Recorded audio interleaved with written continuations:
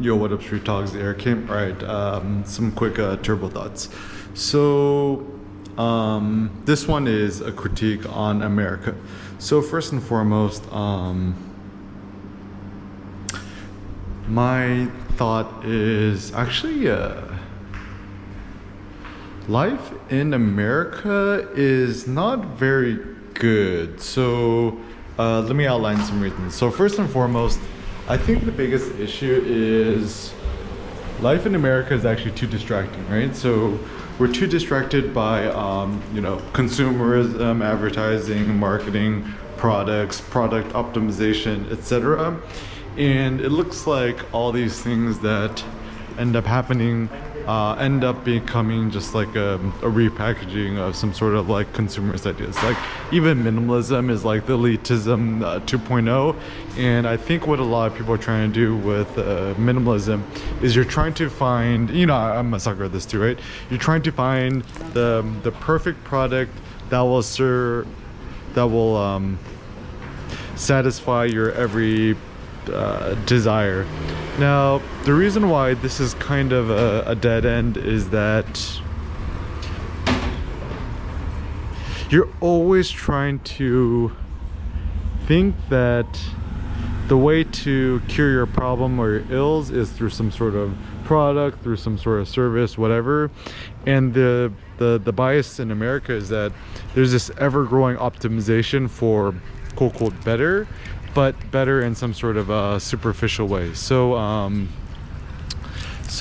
for example, with like toothpaste, right? It's like as a kid growing up, I thought there's only one type of toothpaste, and then now as an adult, right? It's like, what? There's fluoride free toothpaste. There's Tom's, and I tried the Tom's, and at this point I'm just like, there's more things to worry about in the world than whether fluoride is creating some sort of mind control or whatever.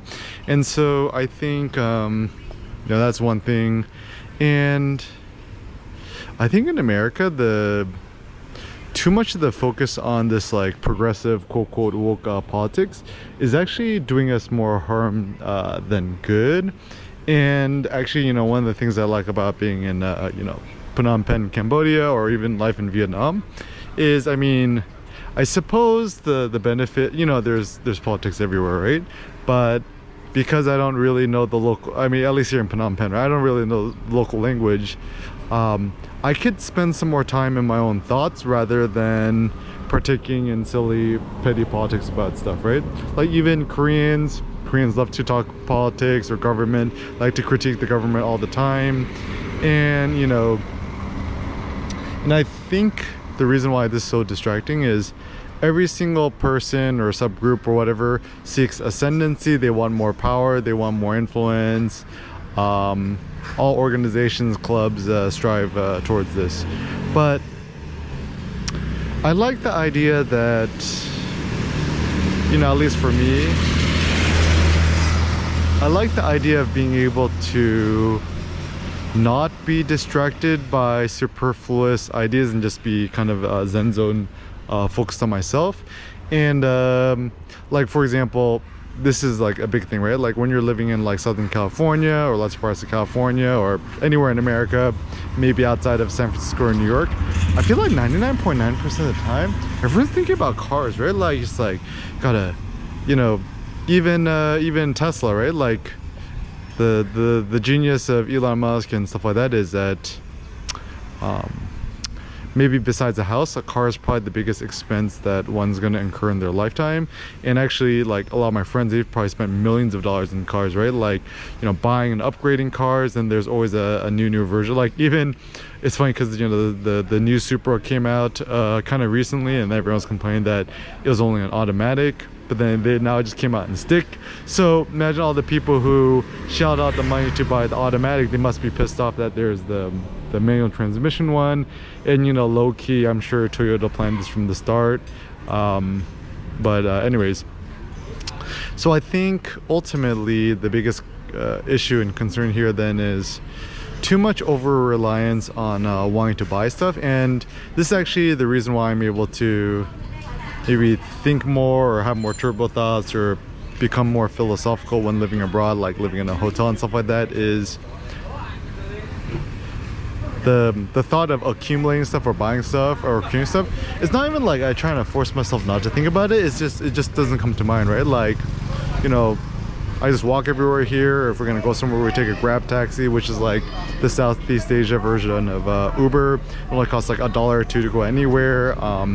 Going to the local gym, going to the local grocery market, going to Momo Paradise, my favorite all you can eat shabu shabu place here. And so in a lot of ways, life becomes a lot more simplified in a good way, and this allows me to introspect more, to think more, to create more, to share more, etc. Now, I think it's kind of tricky, right? Because truth be told, I think out of all the nation states, governments, countries in the world, I actually think that America is like the least bad insofar much as, you know, America's our freedom of expression, freedom of speech, religion, it's probably the least bad. It's the most free out of any country in the world, in my opinion, right? Like, so even for example in Germany, right, you're not allowed to like always have a German flag out in your front porch. Everyone's gonna think you're a Nazi, right? And you're only allowed to do it during, I think, sporting events like soccer games, World Cup, and select German holidays. And so a lot of often the oppression is kind of like low-key soft oppression that, you don't want to be accused of being a Nazi, right? And also, like, if you're a German, you're not allowed to be like, I'm proud of being German. Everyone's gonna think about, World War II Hitler, and once again, everyone's gonna think you're a Nazi. And this is the tricky thing, is that in America, right, then there's a lot of criticism because there's so much hate speech in America. And yes, this is true, and I'm super anti-racism and hate speech and all this.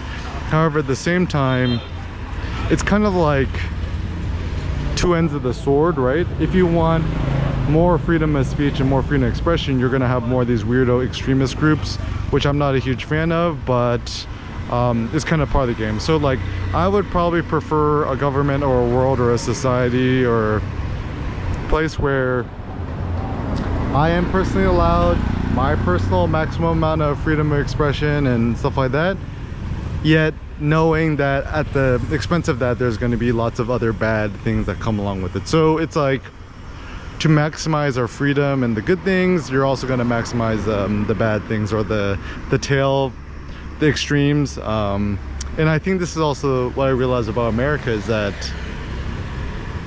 all the really successful people, whether musical, whatever, tend to be or art and stuff like that, everything is American, because the extremes are so extreme, right? Like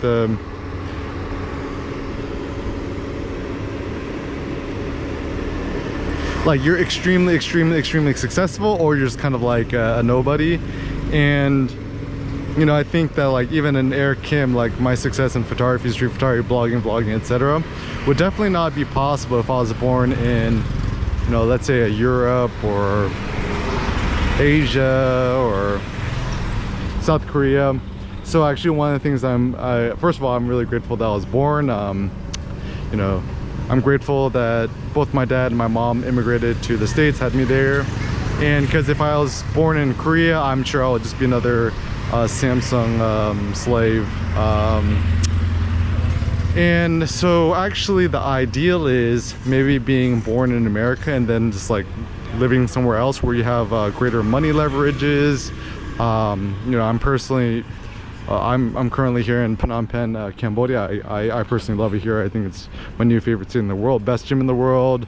All these super zen. I actually like it that the culture here is Buddhist, so everyone just, people are just happier and friendlier and less crowded, less standoffish, less crazy. I also love living in Vietnam, in Hanoi and Saigon, where we spent about a year living abroad there too. My friend Todd Hata, Todd space Hata, great YouTube channel. He also told me that Chiang Mai in Thailand is one of his favorite places in the world. Like, he even got his uncle to retire there. And so maybe I have a theory that actually living in a Buddhist country is good insofar much as, the funny thing with Buddhism is Buddhism works in terms of seeking happiness, but then I guess more the philosophical question is happiness maximization kind of the purpose of your life? Then, you know, Buddhism works. But then again, you know, here being in Phnom Penh, being Cambodia, it's so funny. There's all these monasteries. You see monks walking around all the time in their red robes, the orange robes, which actually is visually very interesting and also good for photography and street photography.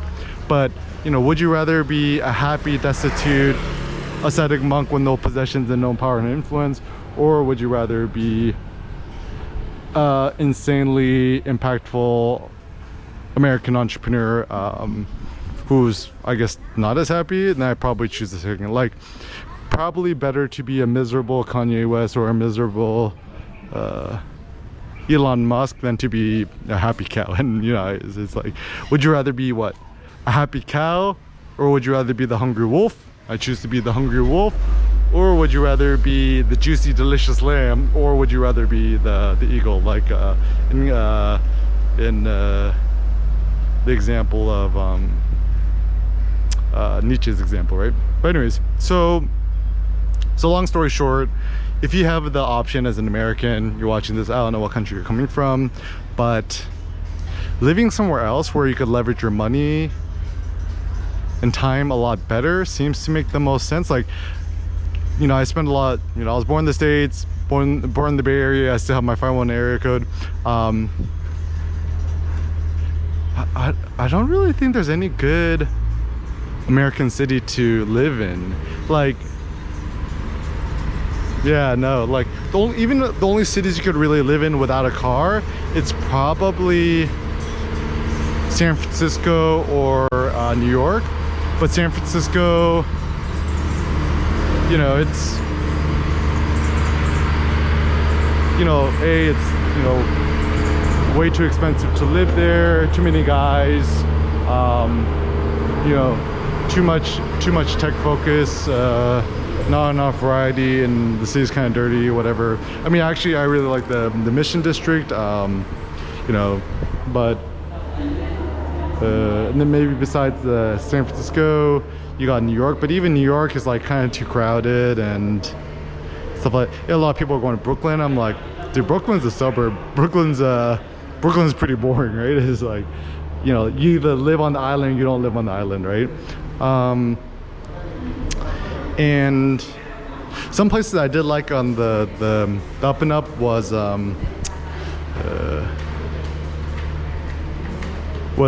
Denver. Denver is actually super cool. And so, like, essentially just kind of think to yourself, like, where can you live that you could better leverage your money or your time and just focus on your own philosophical introspection.